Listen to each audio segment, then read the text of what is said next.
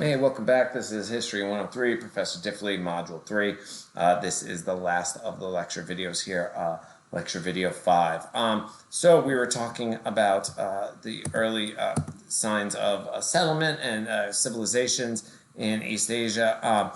And we were talking about the Yangshao in the last one, and now we're going to talk about the Longshan culture here. So they likely migrated from the peripheries of East Asia, is the belief. You can tell that from where they settled. There's also some new tools of archaeology and others looking at DNA, if it's available. And so these people migrated in and probably either displaced or started to live with, integrate with the people in these areas. But the belief is they migrated in. Why they brought new technology, like here, as it says, this was not made on a potter's wheel. It was probably cord. Sort of pottery where you would make the clay into really circles, and you'd combine them there on top of each other. As it hardened, you would smooth it out, and that would become the vessel. These are increasingly, you're going to have more and more sophisticated pottery here. This black pottery is what it's known for, and that's why it's Longshan culture is this really what almost looks like a beaker. Maybe it was a drinking vessel, maybe held something else. But it is, a distinctive shape. Again, you can see how different it is from this. This just looks like a standard bowl. The black pottery can be found across a large region. So it's either that they were all settled in that area and were part of a larger, unit, sort of political unit or a shared common culture, or that their ability, their skills were transferred to others there. Again, no city-states, but agriculture flourished, as we see towards the end of the Longshan culture. They are starting to become more and more, on the verge of being urbanized. And so, again, this black pottery culture, you can see this likely formed on a potter's wheel. Is the way it was made, right on a potter's wheel. You could shape it differently because it's spinning. You could thin it out. It could be much finer. So again, why do we think beginnings of urban life? They begin to dead in the cemeteries outside the village, right? So now you start to have specific areas, and that wasn't always the case. You go back to the first, sort of large settlement we looked at, Catalhoyuk, in the second module. Remember, that was where all the square houses all combined next to each other, right? You had no front doors. Everybody came in through the roof. Where did they bury their dead there? Under the floors of their houses. That's where families buried their dead. It was a way to keep them with them, I guess, is one way. But here now, like us, we have cemeteries that are usually right in certain areas, usually on the outskirts of cities. And here you have it outside of villages, so you begin to have that differentiation. Again, increasing technical sophistication in their pottery and the tools and the jewelry that they're making.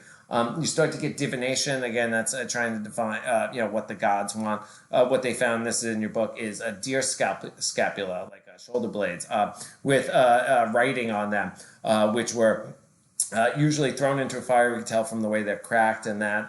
And the belief was usually, in some other ways, like when they'll do this with chicken bones, some cultures and some divination, around the world.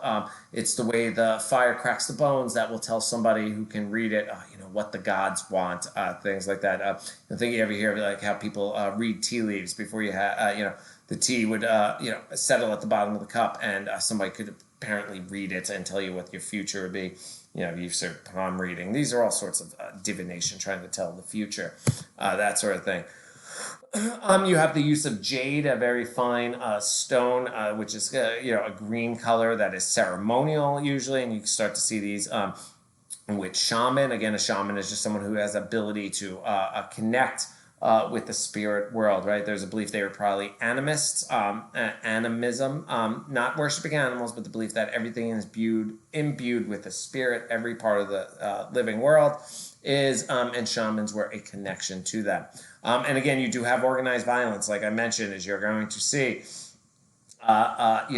Seemingly large-scale attacks with people bound and killed, execution style in these areas. So increasingly, they're no longer the egalitarian bands, maybe, but they're growing larger in size, competing over resources or something, and again, more and more violence there.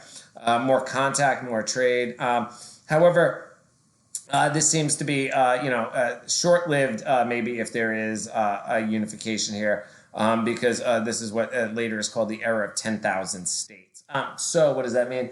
That all these people were fighting against each other. So maybe this is sort of like a Mesopotamia where you have different city-states fighting against each other. And again, there's not as much evidence of this era as we might hope. It is when you start to get the royal dynasties after this that you're going to get better records, and really that's going to help is better records, cities and things that are going to be more durable for people to study later.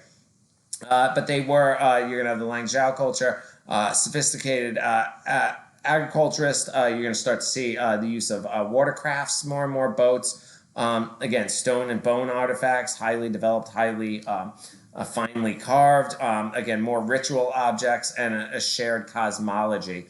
Again, cosmology here is a view of the universe, the world, the way it works, their gods and things like that. Why you're going to start to see the same religious symbols or items over a wide area, which makes you believe there's a shared view of things.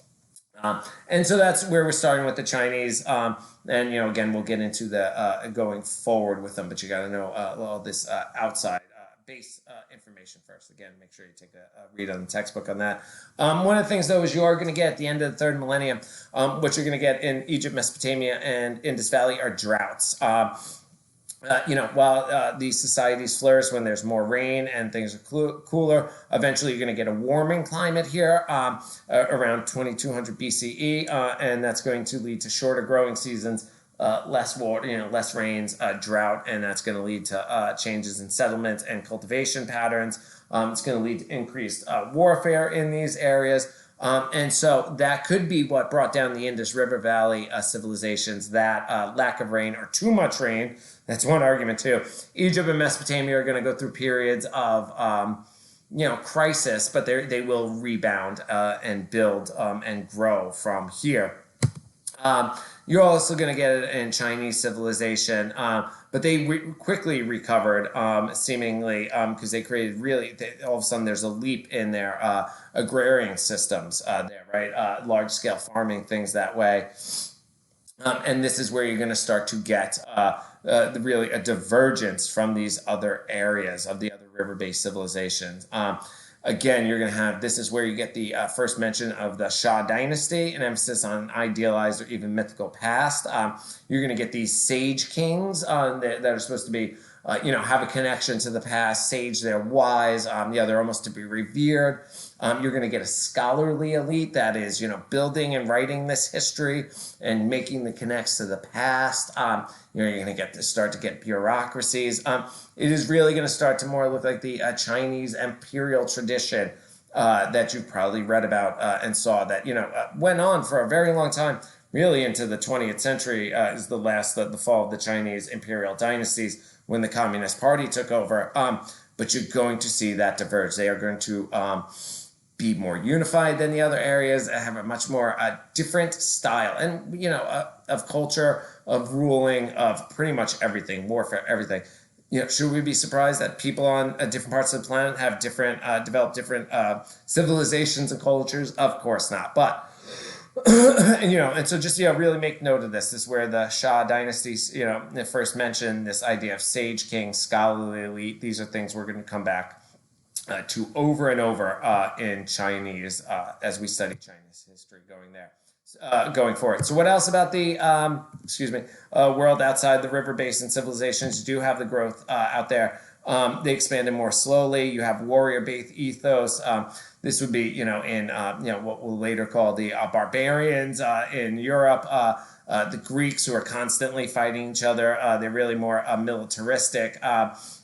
In those, they were more egalitarian than the river basin dwellings, in the cities.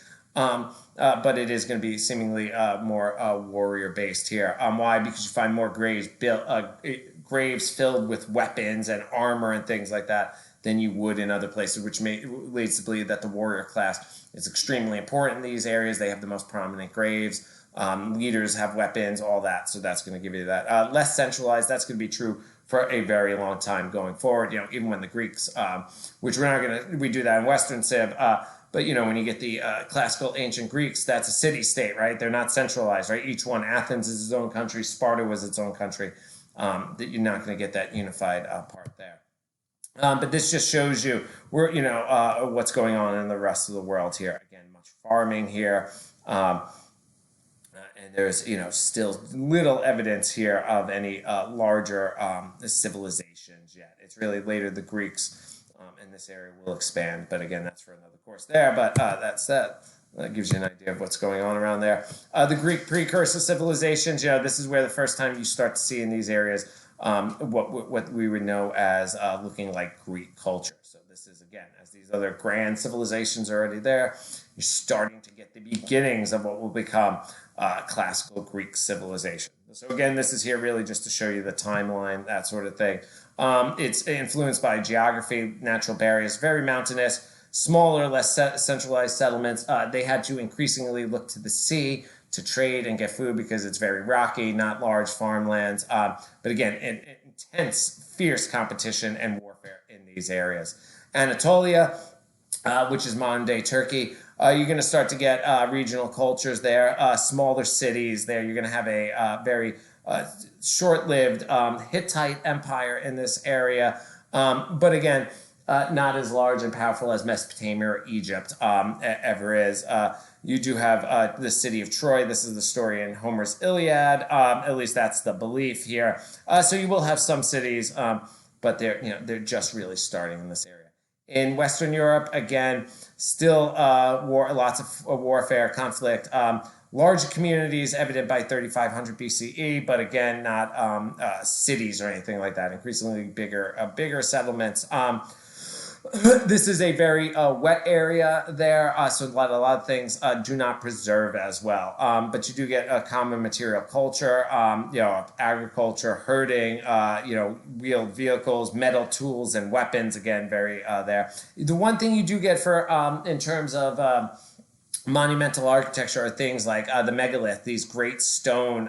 This is obviously a Stonehenge, but there are lots of smaller ones like this in France and in other parts of England and there. What were they? They're probably religious or something to do with religion. This one is linked up, Stonehenge, and others are linked up to the changing of seasons. You can see, and that's, so maybe they were agricultural too. Nobody really knows, but there is more and more warfare here. Again, it's going to be a long time before you get to cities. Europe, the Western area, it really is the frontier. There, it is outside the major civilizations. It will be that way for a while. And again, we're not going to. This is more here to just show you what else is going on. This is outside of the scope of the course going forward, but it's always best to contextualize this there. And you could look at this, what they're fighting over in these areas. In the Americas, as I mentioned before, you're going to start to get You're going to have limited size of settlements here. They will have some sophisticated technology, pottery, textiles, irrigation, but no exchange with other societies yet. In the other civilizations, again, the Americas are pretty closed off. You're going to get the development, domestication of maize, what is known as corn, obviously. In the Valley of Tehuacan in central Mexico, where you begin to see the signs of the earliest growths of larger and larger populations that will turn into civilizations like the Olmecs, later the Aztecs, which we will talk about in future modules. But this is really the beginning of all of this in these areas, and the Americas are a little different. Sub-Saharan Africa, we talked about it there. Again, there's less resources, in the Congo River and places beyond south of there. Sahara Desert is expanding, so there's less farmland. People are growing yams, palms, plantains. In most places, some of those root vegetables do not store well, so you're not going to have larger and larger civilizations there for a little while. And there will be large in sub-Saharan Africa, large kingdoms, monarchies, empires, and civilizations, but not yet. The permanent settlements are starting to take shape, but hundreds of thousands of miles apart, so you don't get a lot of trade. And it's going to be a little while till you get these larger civilizations south of the Sahara in Africa, but they will be there. And you can see the conclusion here. It's just sort of a wrap up there. of what we went through. All right, again, that's it for this module. Really take a look at the required videos, go through the notes, take a read on the textbook as always. And that's really it. Again, this is going to be, all right, there's going to be callbacks to this material going forward in the modules. So really try to, that's why I've given you 2 weeks. That's why I only have you focusing on the exam and the reading, is really get a grasp of all these different areas and civilizations, how they are different, what their similarities are, because we're going to be using that going forward. If you got any questions, let me know. All right, folks, thank you.